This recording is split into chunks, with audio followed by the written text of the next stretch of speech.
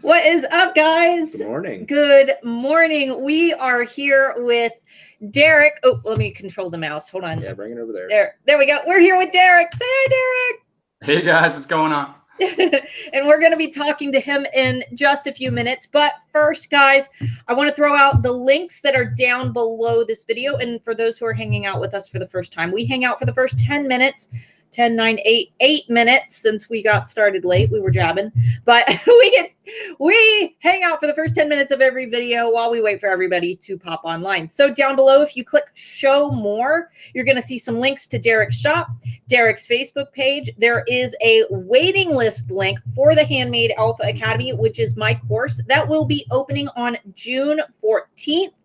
And you'll be hearing a lot more about that later. There's going to be a whole Q&A dedicated to it and lots of other goodies and information. But in the meantime, guys, how is everybody's Friday going? Derek, how was your Friday? Hopefully you didn't encounter you're not in the storm zone, are you? I'm right outside, so I'm just north of Detroit, Michigan, so about an hour and a half from the border. So we got a lot of wind.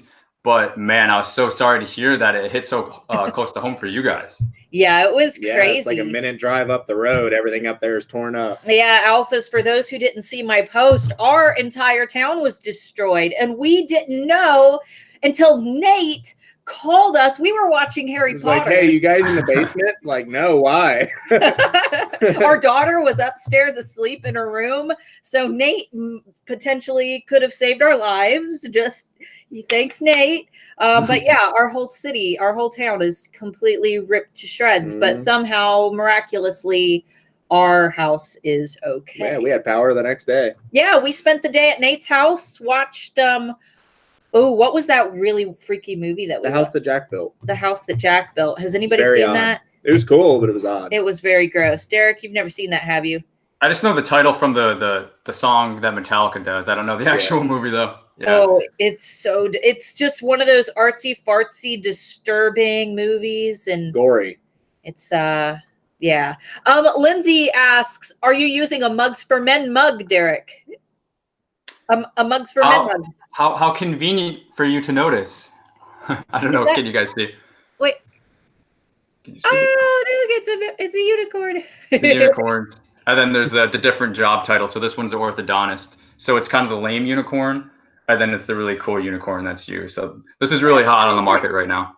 That's awesome, guys. And Derek's shop is listed down below. So be sure to give Derek a hello over there. But Wrecking Crew said, I found that movie to be boring. It was kind of boring. No, you just didn't get it. It was you really, didn't get it. It was gross. But guys, be sure to go down, check out Derek's shop, and look at the conversions. Look at the date that the shop started. Derek, what was the official date that you started, like the month?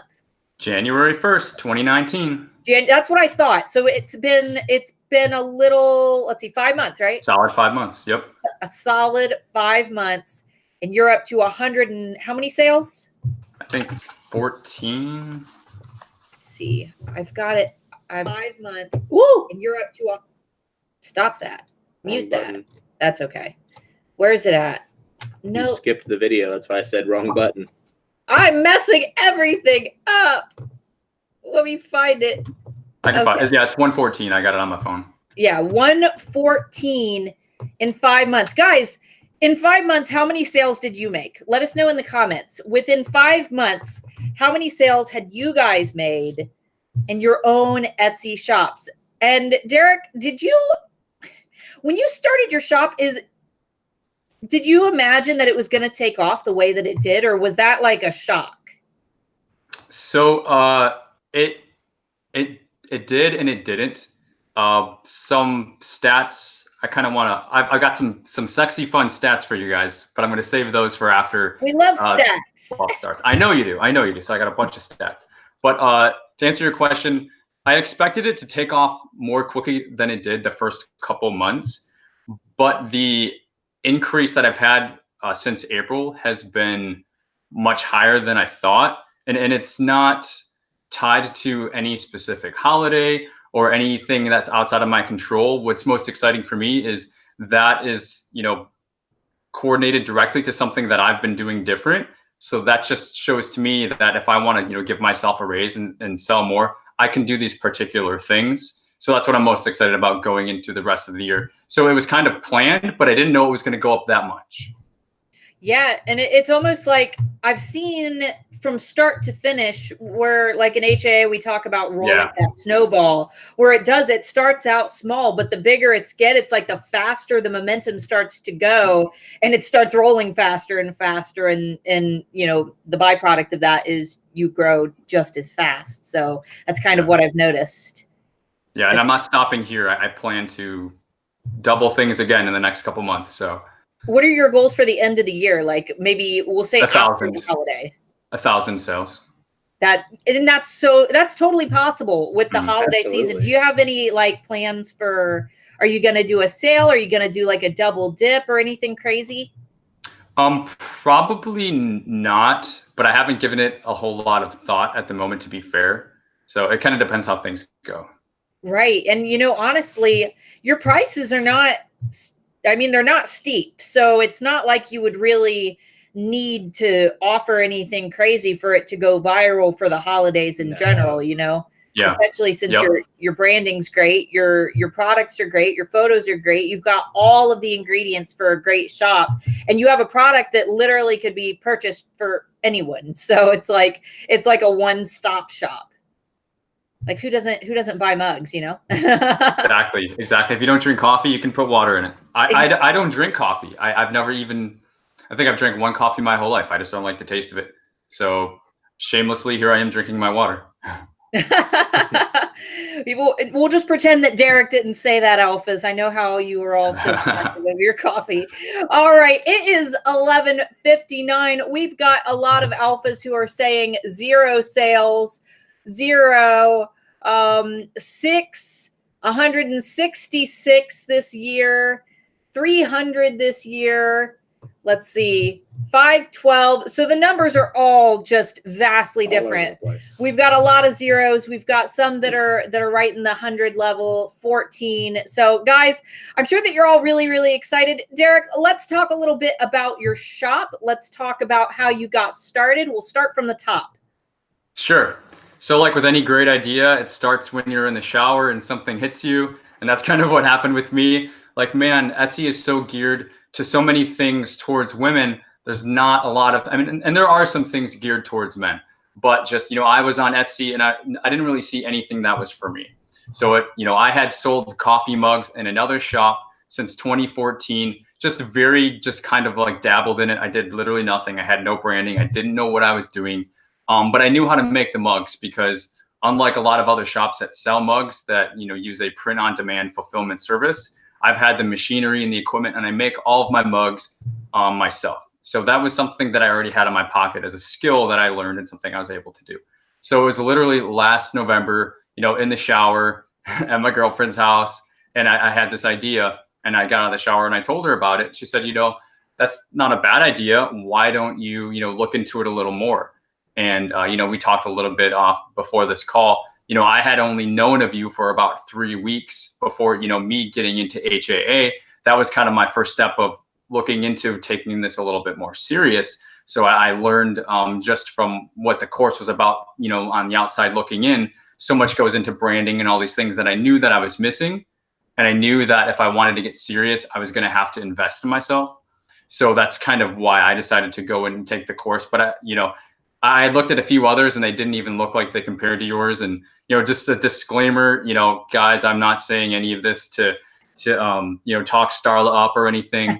I'm sliding in 20s under the table right now, guys. That's right. Yeah, no, I hadn't known Starla for like a year and, followed and saved up the money like I know a lot of you have done. It was just something that I knew what I wanted and I moved on it because I had this idea in the shower that I talked to my girlfriend about. And that's kind of how it all started. I'll stop there.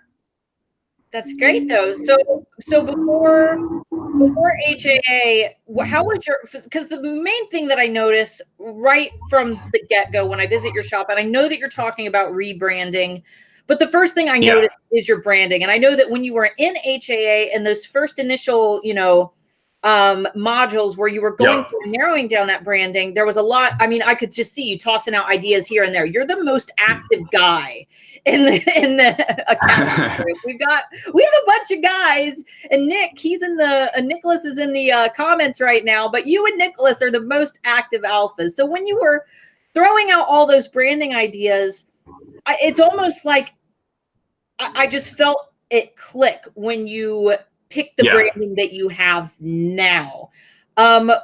In terms of your target market, and I know we talked about this a little bit beforehand, what is unique about your target market, and what is the challenge of trying to sell to your target market? Like, who are they? Sure, and that's a great question. So, going back to when I had this idea in the shower, what it really was, it's more than just a thought. A brand is kind of like, it's a feeling, right? We all know a brand kind of has a feeling, and it has so many of these intangibles associated with it. That's what I had, and I knew I wanted to create something like that for gifts for men. However, the challenge that I knew was there's probably not, an overwhelming number of guys, and I know there are some, but there's not an overwhelming number of guys going on Etsy to buy gifts for themselves. Like, that is just not what the market looks like.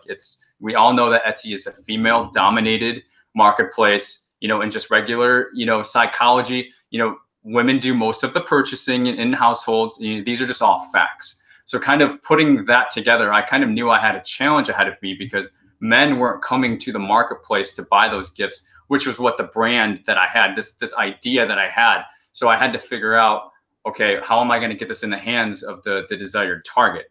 And so that obviously led me to like, okay, well, women are going to be the one buying these mugs, but they're not going to be buying them for themselves.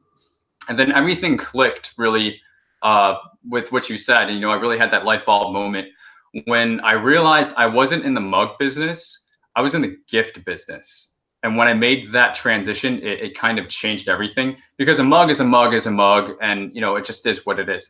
But a gift, that totally changes the reason to buy. And that's really one of the main things that I learned. And going through HAA, I kind of had that click moment. If a person doesn't have a reason to buy, no matter how great the thing is, they're not going to buy it. It doesn't matter how much you discount it. If they don't have a reason, if you're not solving this problem, to use other words that we hear so often, why would they buy it? And so that's kind of what happened when I had that click moment. Yeah. And, a lot of alphas get really hung up on that problem because they think to themselves, what problem does a mug solve? Oh, it holds coffee. That's the problem. That's the solution. It's going to hold coffee. But when in reality, the problem that your products solve is so much deeper than that, because what that woman who's buying it for her husband or boyfriend or whoever, what she wants is that singular moment when he opens that gift and gives her the validation. And that is what you're selling. You're not just selling that mug. And the problem isn't that you're not just solving a place to put coffee.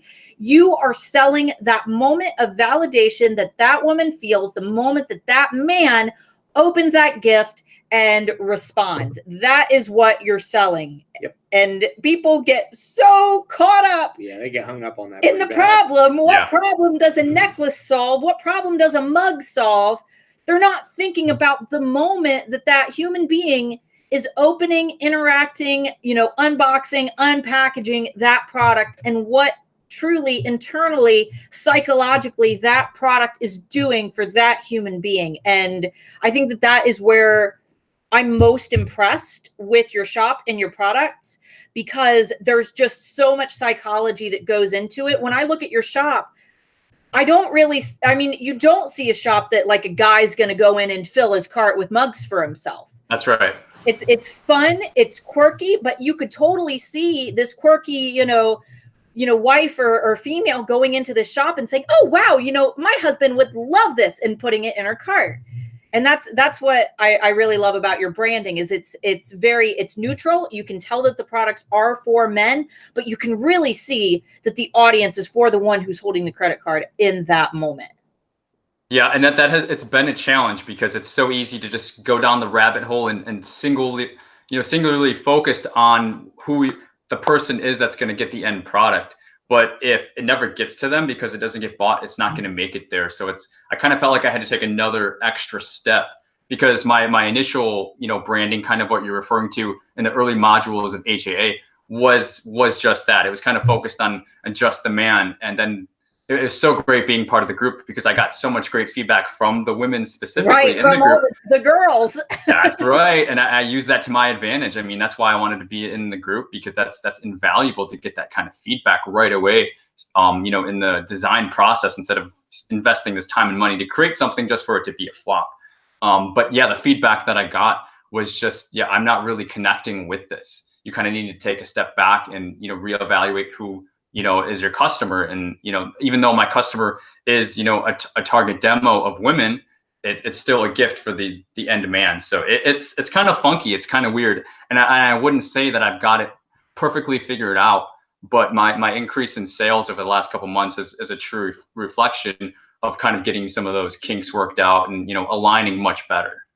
And when you narrow down like a problem or something in your shop that you just want to improve, do you feel like when you fix that, it's translated to more traffic and sales just by going in and making those subtle improvements?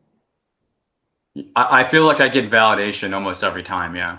That's great. So the mug industry in general, how alphas in the comments, let us know if you sell mugs. I just want to get like a gauge, because this is a saturated industry, and there are a lot of print on demand shops. And alphas out in the comments, once again, this isn't anything against print on demand sellers, but you also have to think, when you do create the mugs yourself, you also have to think about the sellers who do that and how they differentiate themselves. So Tiffany sells mugs.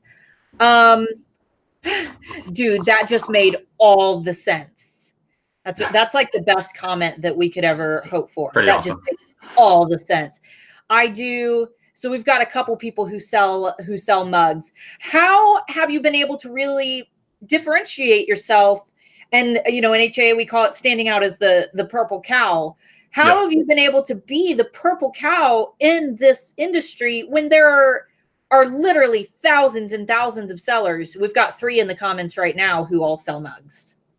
Well, I'm so glad that you asked, because I have that prepared in my handy dandy notes right here. That's perfect. We love notes.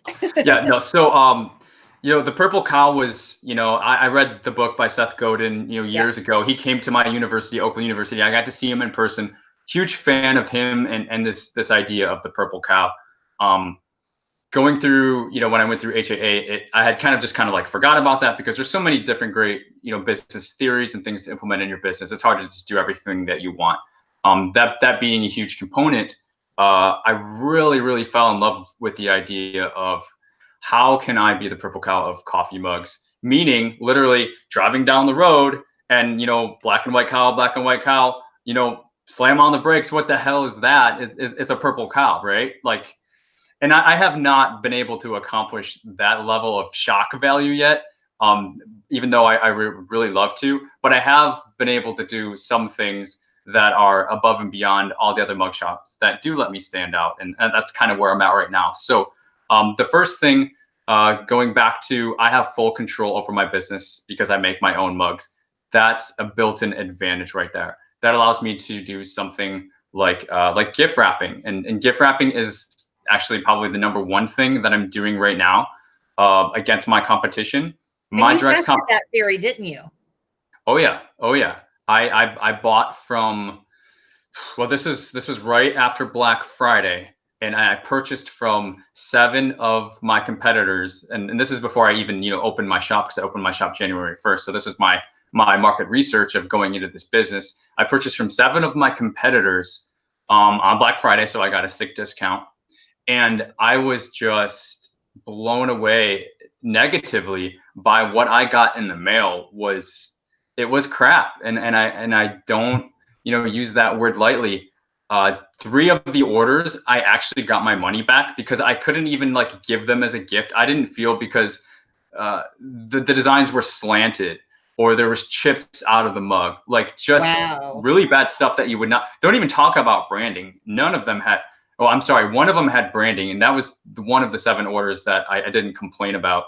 And I didn't do anything malicious, because they're my competition, and I didn't leave any bad reviews on any of them. Like, I believe in karma and all that. it was just a little science experiment that I wanted to do. But for me, this was a really good science experiment to learn what could I do. And none of them did any gift wrapping. The branding was minimal at best. So I knew this was one way that I could stand out by offering that in all of my mugs without upcharging for it. So anybody who buys a mug from me gets automatically gift wrapped with a bag, kind of some of the confetti stuff in there. I put mints in there, like all these little things that really take it to the next level. And most people don't read the descriptions in the product. So I put a little bit of that in the description, but they don't read it anyway. So when they get the mug, they're like, oh my God, this is gift wrapped. This is amazing. So I kind of get to deliver that shock value and that purple cow once they open it, which for me is even better because they weren't expecting it. Yeah, and when you present that extra, we talk about this in HAA, you present that extra, the elements that make it so powerful where you're going to receive that positive feedback and those positive reviews, or whether or not those surprises, those elements, those extras are unexpected and how personal they are to that person.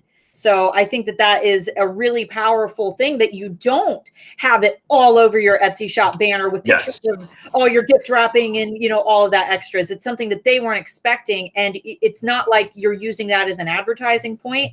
You're using it as a retention point. You got it. That's 100%. You said it better than I could. The second thing that I'm doing to stand out is I tested multiple different types of mugs, and most of the mugs on the market are plain white mugs. Many of them are 11 ounce, which are usually smaller and underwhelming. If you don't know what 11 ounce is, it doesn't hold a lot of coffee. It's basically like the olden days mugs that, you know, great grandpa used to drink out of. The small little, you know, 15 ounce is really what people want nowadays, but they don't know that they want it until they receive a small mug. So the first thing when I did that science experiment, I'm like, okay, I'm not going to be the guy who sells small mugs. So I'm not selling any 11 ounce mugs, period. I'm never going to sell one. I'm only going to sell mugs that are good size, that can hold like a cup and a half, so that people are always going to be like, man, this is a really good size mug. That's what I wanted them to say. But not only that, I didn't want to just sell the white mugs. I wanted to sell something that was kind of like sleek and just nice and a little bit more modern. And so that's, you know, I'll pull up another one. All of my mugs have the black handle and the black rim, which a lot, my competition doesn't have that. And if you're a POD shop, you might not even have the option to sell a mug like that. So again, it's just another way to make me stand out because I have control over that. Your mug made Mark giggle over here. I didn't even realize what was on front of it. Yeah. he's over here giggling like a little child.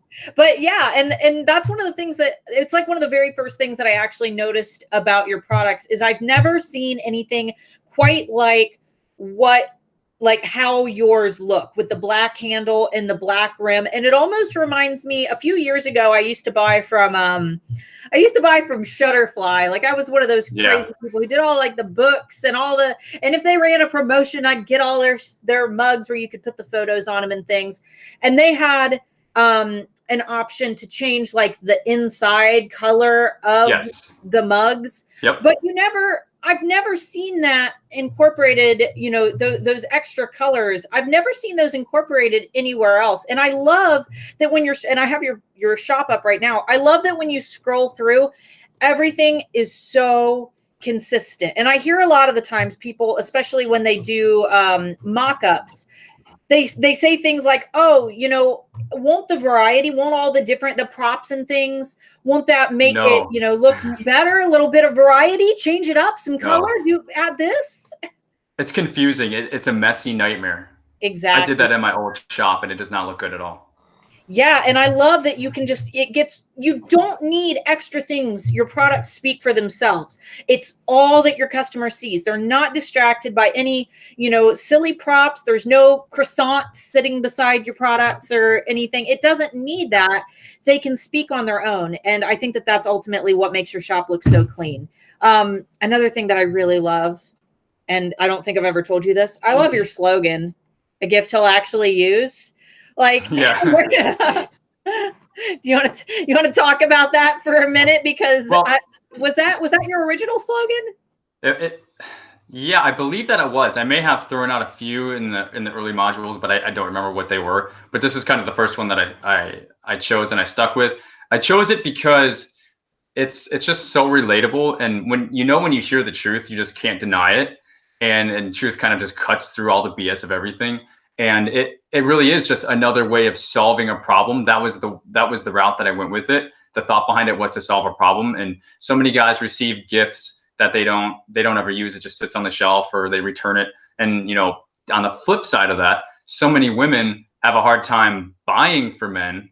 They don't know what to get the men, so they'll end up getting something for him that he's not going to use. So hence the slogan was born, a gift that he will actually use. So yeah, and the cool thing about a mug is even if he doesn't like the design on it, it's still functional, and he'll probably still use it. Well, here's the thing, Starla. You're just touching the surface with that. The mugs, and more of my shameless selling, but I'll turn it around if that offends people. They're large enough. We put ice cream in them. You can put them on your desk. You can hold your pencils. They're not a small mug. So even if you don't want to drink out of them, they are a container. They are, you can eat soup out of them. There's so many uses. So he's going to use it, guys. If you get this for your guy, he's going to use it for something. It may not be coffee, and that's okay. Have you ever thought about experimenting with some lifestyle images in your marketing that show like the mug full of soup or the mug full of ice cream, and maybe try to push those points to your audience? You're reading my mind. So we talked. I was flirting with some rebranding, and I decided to put it on hold for right now to double down on some other things. But that's exactly what is behind the thought of rebranding. And I may just kind of tie that into my existing branding. But that's kind of where my mind's at. Yeah. Yeah, I'll admit, I really do love your current branding. I feel like it's very fun, but it's appealing to just the right audience. I think what I like about it is it shows me like what a woman perceives a man to be, but what a man would probably not perceive himself to be. But when you're trying to sell to the women, I feel like they're like, oh yeah, he's just like my husband when they see the little character on your banner. Well, and it's also not like a turn off as a guy either coming to it. I'm not like, oh, this is this crazy girly mug shop, Right. It's immediately like, okay, I can shop here. This isn't I appreciate that, Mark. I appreciate that. when the manliest Moore comes in and says that he likes the mug shop, then I guess that's it. I do. That's a great. We've only got and you know what? There's 150 mugs up there. We like mugs. Yeah, we've got a lot of mugs. Yeah. There's so many brands that are out there that are like man crates and things like that. They're man to the soul, and it's so awesome as a man to see that. But put that on Etsy, and I don't know how it will do. No, I don't think it'll do very well. There's the significantly smaller male demographic than there is female. Exactly. Yeah. Exactly. All right, Derek, do you have anything that you would like to add before the alphas start getting questions in? Which alphas, you can go ahead and start typing in your questions for Derek, since I know that they're going to have a lot. They're probably going to have. Yeah, no, I mean, I do, and then we can definitely leave ample time for them too, because I definitely want to get to their questions. I did mention that I had some stats that I wanted to share with everybody, so we can take a minute to talk about some stats. Yeah, and hey, just a heads up, Derek. Apparently, Renee Christine just ended a live stream at her channel, and everybody's flooding over here. So awesome. This is the perfect moment for you to maybe spill anything that you feel everybody needs to know, even if you need to repeat yourself on anything from previously. Sure. Well, I will say, guys, Father's Day is coming up.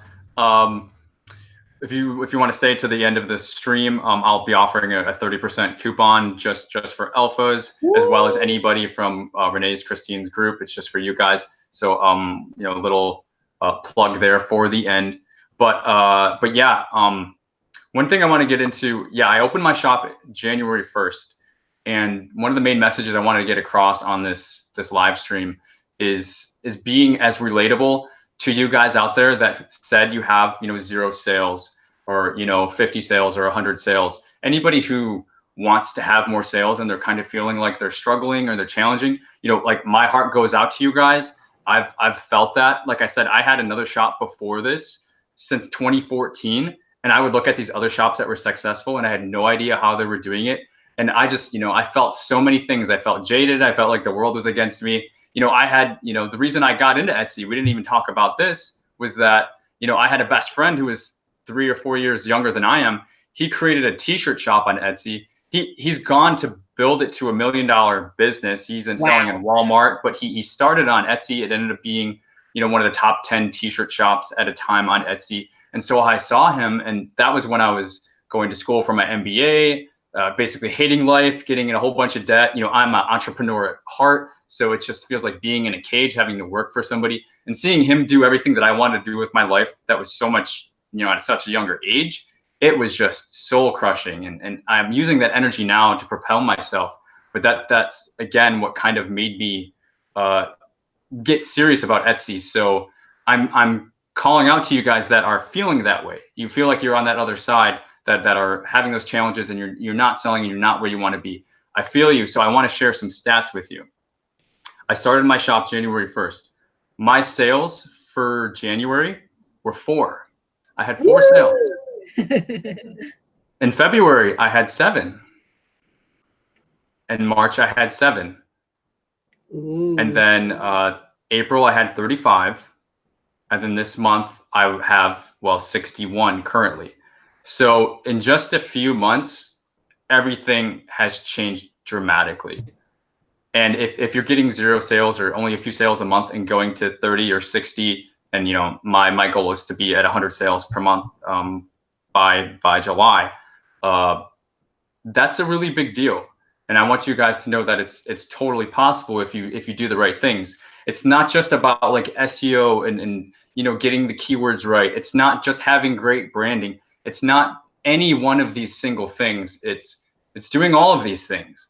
And the one thing that I want to share, and then I won't take too much more time talking about this, but the one thing that I want to share that really kind of made a difference for me is I really had to understand what was selling. And this is, I think, Mark, you mentioned this earlier as well. People get stuck on thinking they know what other people want, or maybe you hinted at this, Mark. I don't know if you exactly said it.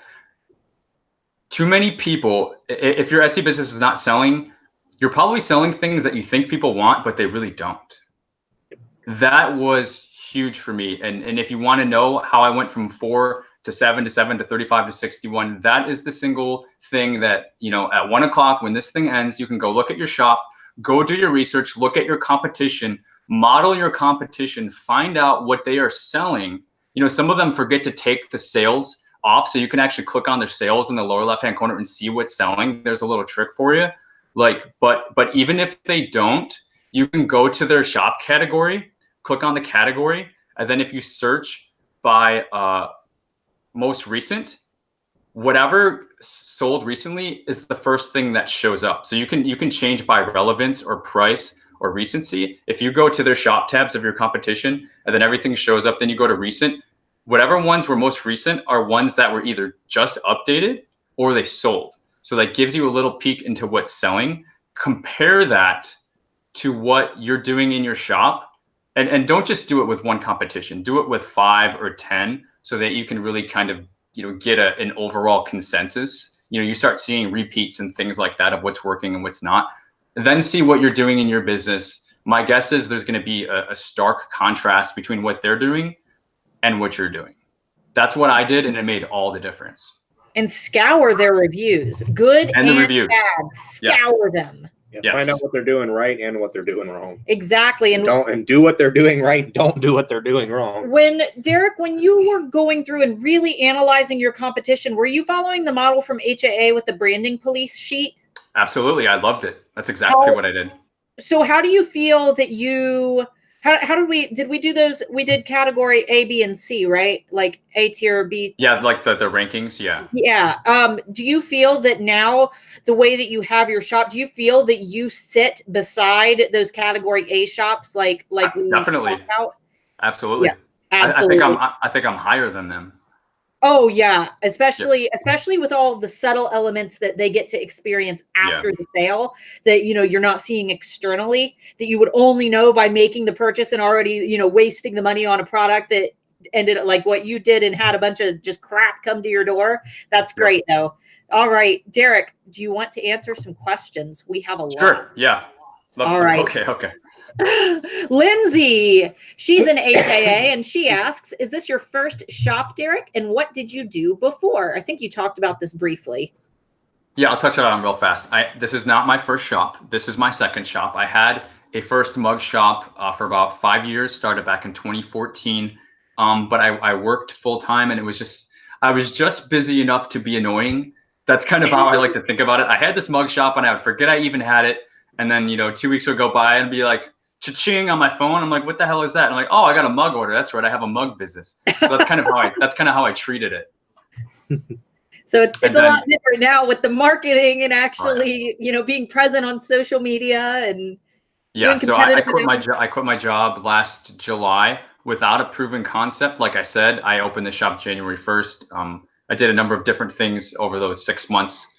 So I'm doing this full time, guys. And really, the expression "you got to burn your boats."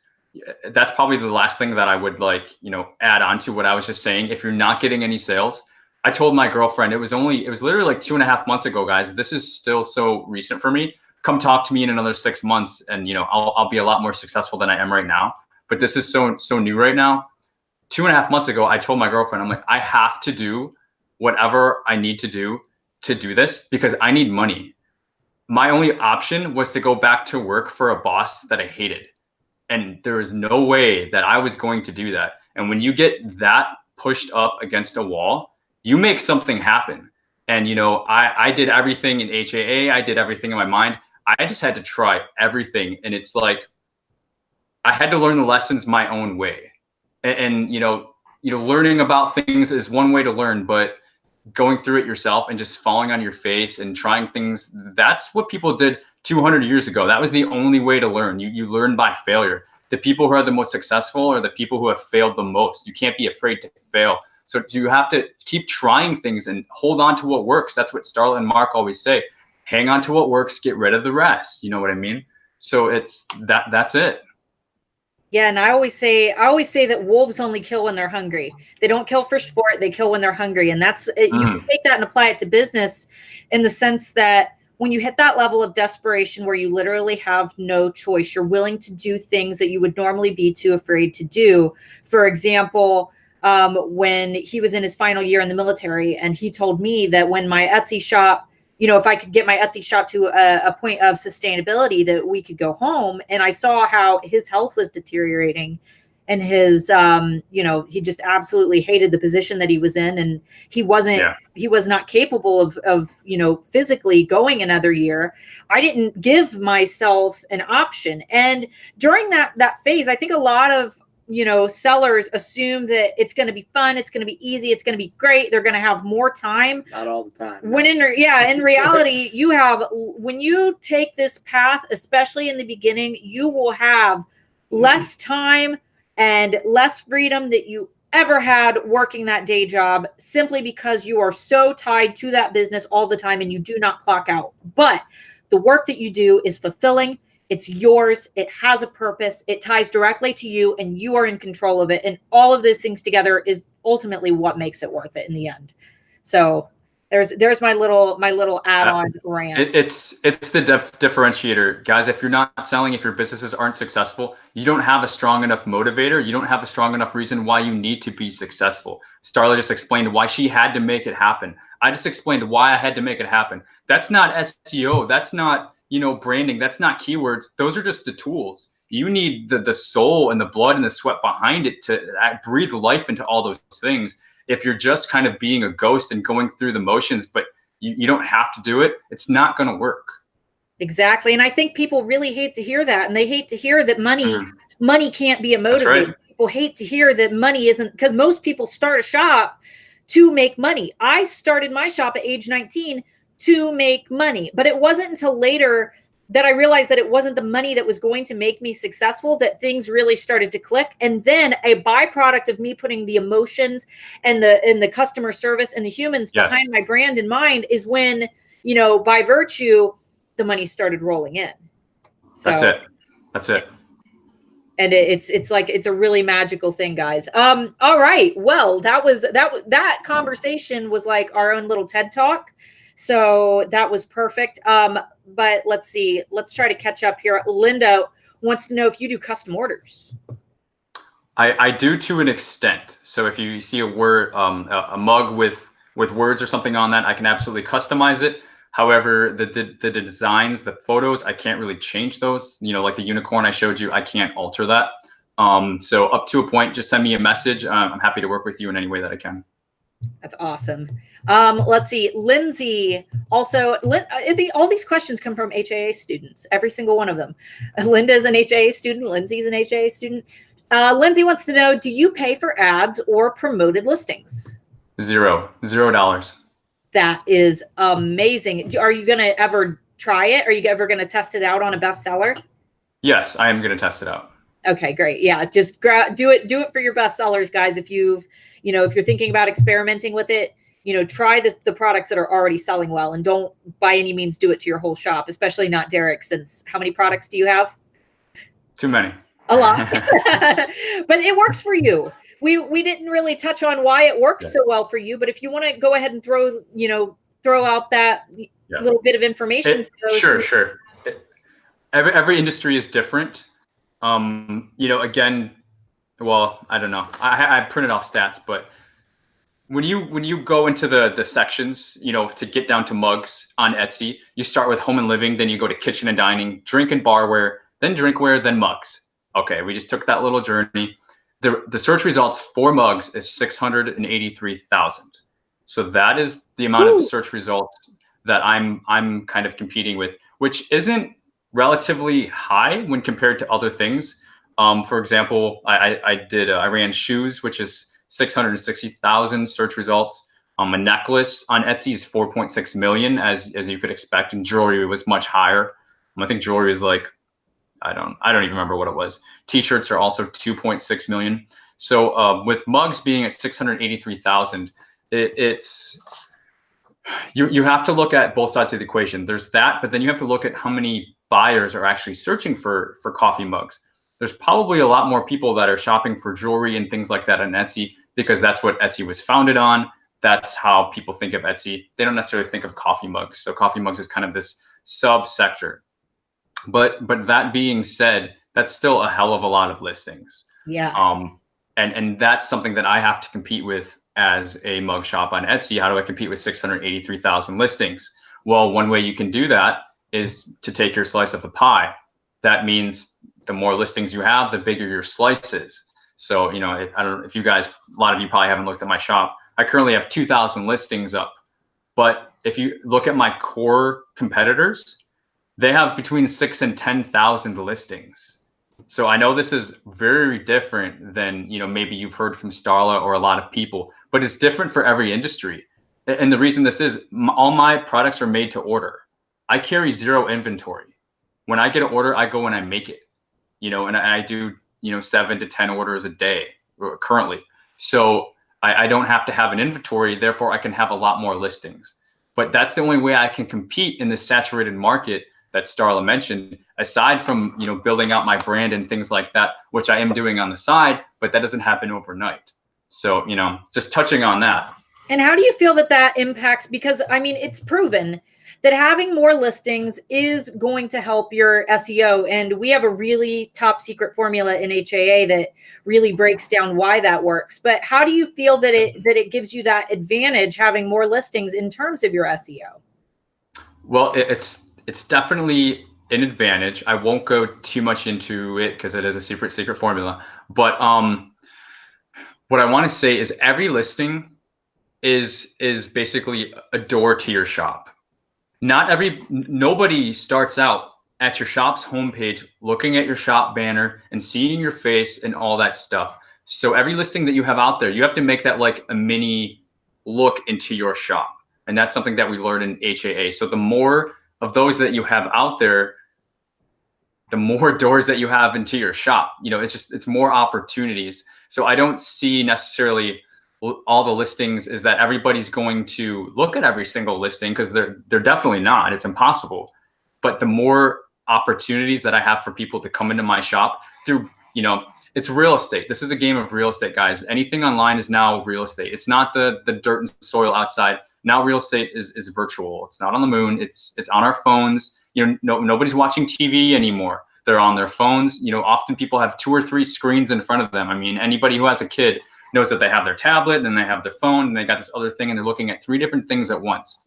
So when I have all these listings out there, I have to use this real estate of how many photos do we get now? 10 photos? Yes, 10. Every one of them has to show something different, because I may not get this person to go to my Etsy homepage.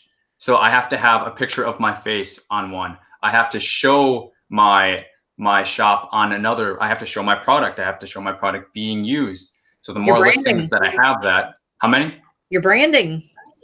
Your branding, all these things. Your branding incorporated. I'm scrolling through your photos right now. You are creating all of the impressions that your storefront would create with having your face, showing the packaging, exactly. Pieces of your branding colors are sprinkled throughout. Everything that's going to form that impression from the homepage, you've found a way to incorporate directly into each individual listing, including your mailing list. Exactly, because most people are not going to make it to your homepage. A lot of them, I should say most people that are buying something that maybe are like a commodity item like mine, they might not care to go because they're like, oh, I just want this mug and this is awesome, I'm going to get it.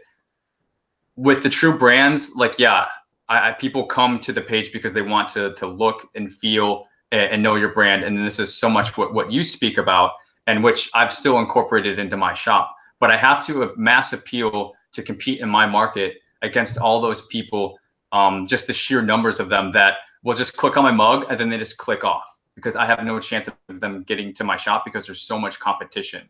You know what I'm saying? You know, I don't make the mugs by hand. I don't have the opportunity to do that as a handmade business. I do other things to stand out. So having the sheer number of listings, it's helped me in that way. But that's not something I would advise for everybody.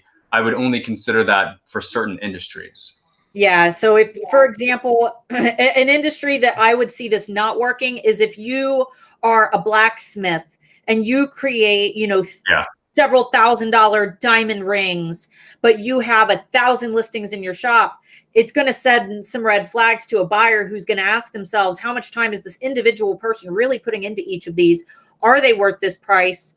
Are they mass produced, and are they just reselling them? So there are industries where this would work very well. And then there's industries where you have to be careful. So just know your industry, look at what your competitors are doing, because they are going to be the best indicator. And when Derek knows that he's competing against mug shops that have thousands of listings, if he didn't do this, he wouldn't have a chance. So that's right. And especially since he doesn't have to hold 2,000 different mugs in his home, that probably makes it a lot easier, doesn't it? That's the only way. Then that's why it's industry specific. Yep. Right. What are the questions? Wendy asks, Derek, do you sell or have you tried selling anything in this shop besides mugs? That's a good question. Tying into the possible rebranding, I actually just ordered a couple samples. I'm looking at thermoses and water bottles. So still, I want it to be, you know, tied to, you know, drinkable things. I don't want to get into t-shirts and just totally different products. I want it to stay core to my core product. But that's what I'm looking at. I'm going to test the waters with water bottles and thermoses and see if it makes a good business sense to do so. All right, great. We had someone ask if 114 sales is average for 5 months in business. And one of the alphas commented and said, yeah, but most of those sales came in April and May, which is crazy. Right. I think that entirely depends on what you do. I mean, I've seen some Etsy shops explode and get hundreds of sales a month right off the bat, but there's also shops that start up and get 3 or 4 sales over the course of their first year. And you also have to consider how, and it's not that Derek has a great product, but it's not that he has a product that nobody's seen before. Everybody's seen a mug. Everybody could go put the work in. Right. Everybody could go to Walmart right now, go grab a mug. You know, you can literally go to the gas station up the street and get a mug. Derek was able to take a mug and make it viral in a very short period of time, most of which happened just in the last month, which is absolutely insane. We actually had an alpha who asked, aren't you worried about after Father's Day, and how are you going to keep that momentum going after Father's Day? I love that question. I love that question. Probably 5% of my sales have been related to Father's Day. That just 5%, and just 5%. It's not an effect. Yeah. And birthdays and anniversaries and days when you need a gift for a man, that's 365 days a year. Like, for anybody who thinks that I'm riding a wave right now that's based on Mother's Day and Father's Day, and that, you know, when July 4th hits and everybody goes on vacation, that my business is going to dry up. That's not going to be the case. I'm probably going to be at around 100 sales a month at that time. So yeah. All right, let's see. I'm trying to get through. Okay, somebody is asking, in terms of SEO, if the listings don't sell, doesn't that put your shop further back in search results in terms of SEO? Which I'll go ahead and kind of chime in on this. The answer to that really depends. And this is where you go in and you have to actually watch each individual listing, which you can do with eRank. You can do with a pro membership where you can actually track your listings and see how many are getting views. If you've got a listing that's absolutely tanking and nobody's looking at it, your best bet is to take that listing, recreate it, give it a neutral score. Don't just, you know, renew that listing, but actually recreate a new listing modeled after the original and give it another try if those conversions are low. But overall, it's not going to impact your overall rank negatively to have a lot of listings. And I'm sure that Derek can agree to that, since he's got a phenomenal number of sales accumulated over the last. Yeah, I haven't experienced that. And it's just, I have so many other listings that are selling that I don't think that's going to have an overall impact on my shop as a whole. And we've got one alpha who is asking, saying that you use a print on demand. So I'm going to go ahead. Naysayer. Yeah. Ooh, Oh, we've got a naysayer. Me. You want to talk about your equipment a little bit, Derek, about what you use and how you create your mugs and why you don't use print on demand? Yeah. So I use sublimation heat pressing equipment. So I use only sublimation mugs, which means the design actually gets burned into the mug rather than vinyl, where, you know, it gets kind of stuck on and then it can peel off over time. Because it's burned in, it stays on for a long period of time. I have two heat presses that are for my 15-ounce mugs. I have a special printer that was very expensive, like a $500 printer. I have to buy super special ink. I probably have $800 to $900 worth of equipment just to be able, and that's on the very conservative side. As I start expanding, I'm gonna have to get into more equipment, but I'm okay with that because it allows me full control. I don't use POD because, not the band, I don't use print on demand. For those rockers out there. Yeah, I don't use print on demand because you just don't have a lot of control, but because your margins are not very good. My margins are amazing, and I'm not going to share what my margins are, but I have really good margins, and that's the only reason why. Company, you know, they take half of your profit right off the top, and I don't want to do that. You cut out for just a second, but you came back, but we heard you. Okay. And guys, like, just because a shop uses mock-up photos does not mean that does not always mean that they're a print-on-demand shop. So you have to consider that because Derek has so many designs, he is not making each individual mug for the sake of photographing them. He is creating each mug to order and putting those designs onto his mugs himself. So I think that that's where people are like, would you really want the guy to have like 2,060 different mugs sitting in his house and then stock behind each mug? Like, that would be awful. Why would you even? That's dumb to even think. How many mugs do you keep on hand for your orders, since they are made to order? 0. Like, oh, you mean stock, like blank ones? just the blank mugs. Yeah, about 80, like 2 cases. That's great. Yeah. And I'm sure that takes up a lot less room than 2,000 mugs. Yeah. all that I've done was I've taken what POD shops do successfully, because that's what they do. And then since I make the mugs myself, I get the best of both worlds. And POD shops aren't able to do that. And that's nothing against POD shops, but it's just me as a business owner being smarter. I'm taking what they're doing that's working for them, and I'm taking that and implementing that to my business, then doing all these other things that make my business a true, handmade, small business where I do everything myself. That's all. Like there's nothing wrong with it at all. And you're not giving any of the cut to them. So though you had to pay a lot of money for the equipment to be able to do this in the long run, I'm sure that's the trade-off. Yeah, it pays itself off, and you don't have to give that little cut to these companies. Let's see. Laurenelle asks, do you use Instagram or Pinterest? And what do you think of these platforms for sales?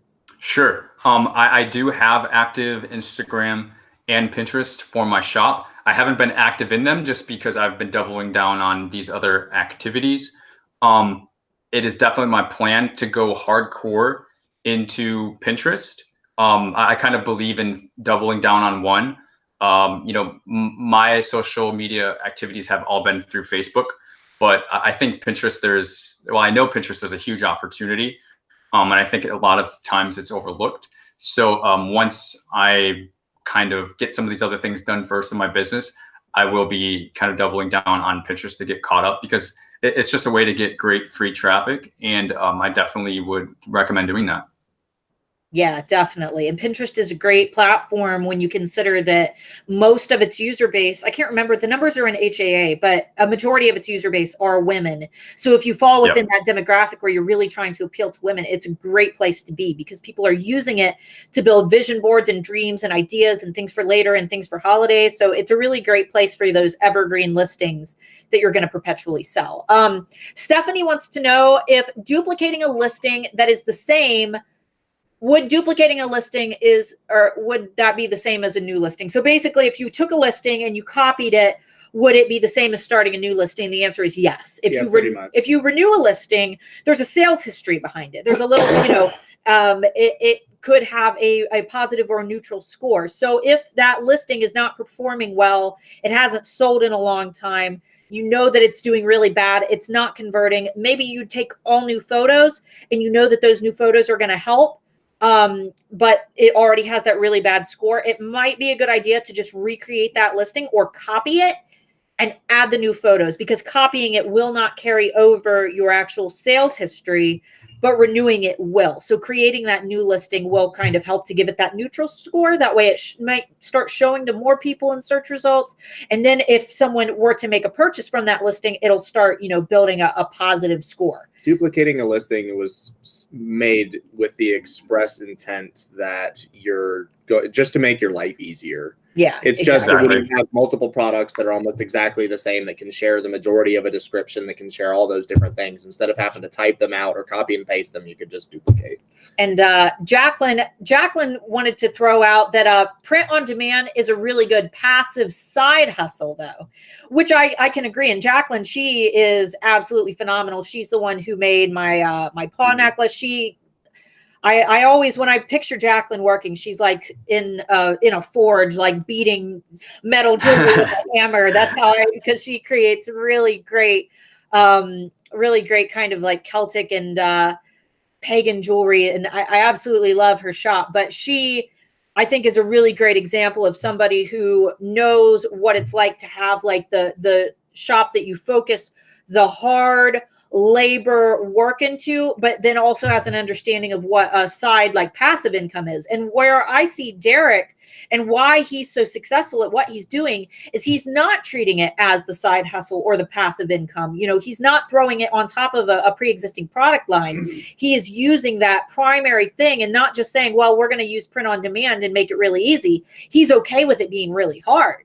He's totally fine with the fact that he's got to put in a lot of extra work to get there. And that's what I think is making, such a great impact so early. And I can definitely see this really following through into the holidays. Now we do have one last, let's see. Oh, we have two last questions. So we'll go ahead and nail those out real quick.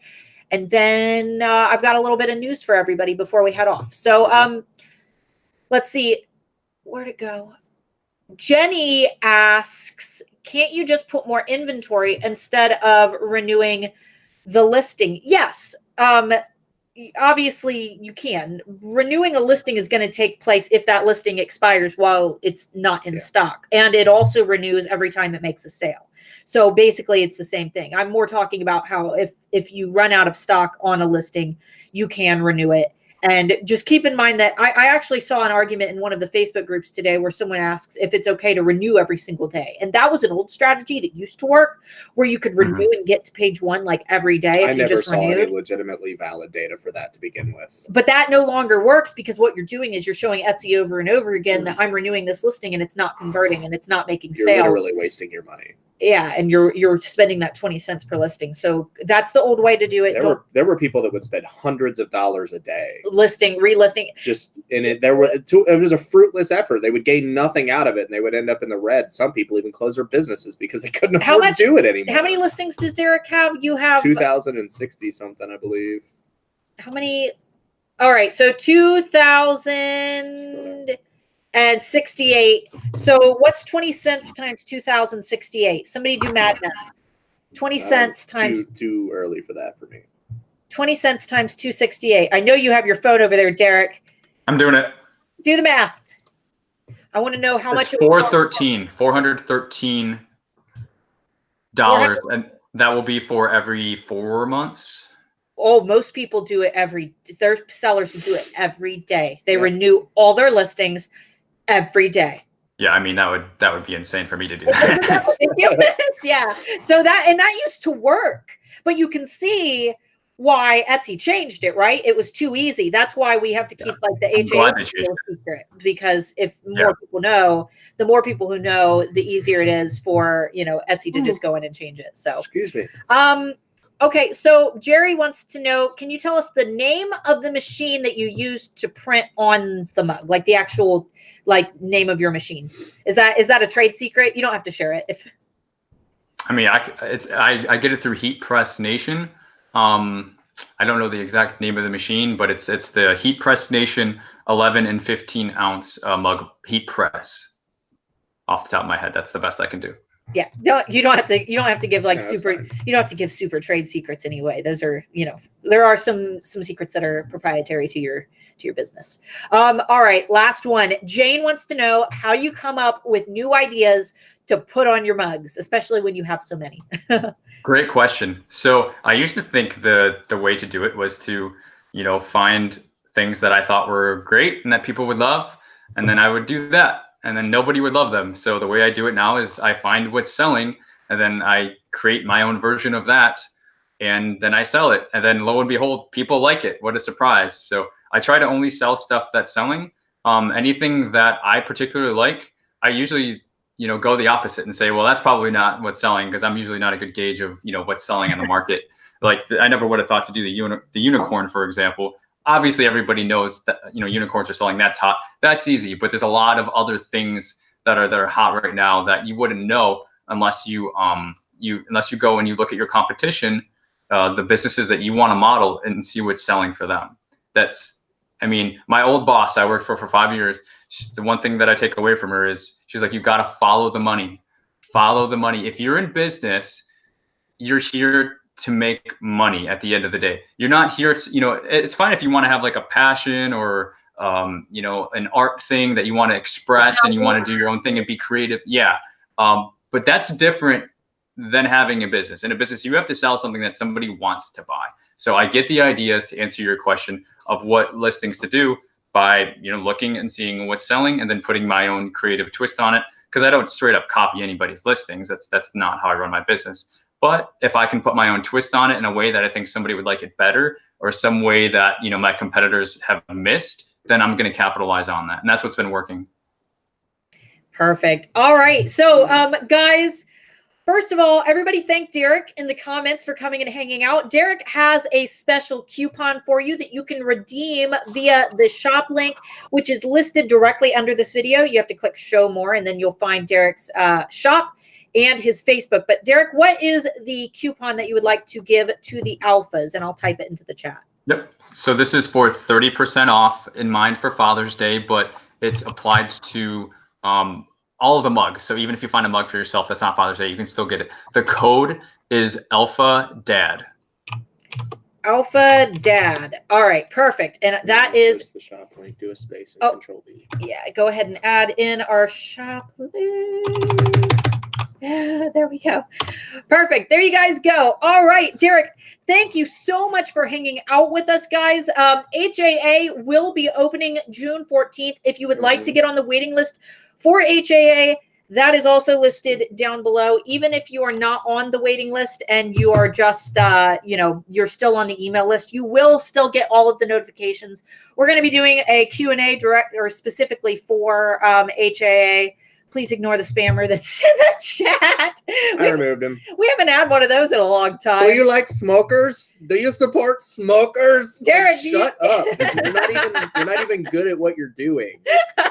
God. Yeah, we do not endorse smoking or I don't know. We might, I don't know. I don't know. No. No, yes, what kind? Anyway. Anyway, guys, we hope that you have a great weekend. I do want to add one final thing. I will be streaming live in the Art by Starla Facebook group, which is my Etsy business. Yeah, I've got one of those. Who knew? And you can find the link to my Facebook group all the way down at the bottom under the video. If you open the description, there's a little key emoji beside it. It's for my actual Etsy shop's Facebook group. I'm going to be hosting a live launch today. You guys are welcome to join. You will not be able to buy anything because my customers will buy the items within 30 seconds. So I'm not trying to pitch to you. I'm not trying to sell to you. I don't want you to buy from my Etsy shop. My customers will take care of that. But if you want to see how I perform a live launch and probably experience some technical difficulties with me because they happen every time, you're free to join in live. Watch me launch some products at 3 p.m. Eastern, which will be in about let's see, it's 1 to 2, 2 to 3, 2 hours from right now. Southern Belle asked, can you do HA and UA at the same time? We're two totally separate businesses, so absolutely. Yeah, absolutely. Ultimate Architect is going to teach you how to build your own website, and HAA is teaching you how to improve your Etsy shop. So it's all up to you. Yeah, it's just allotting time, but they can both be completed at your own pace. So Derek, any final words for the alphas before we sign off for the weekend?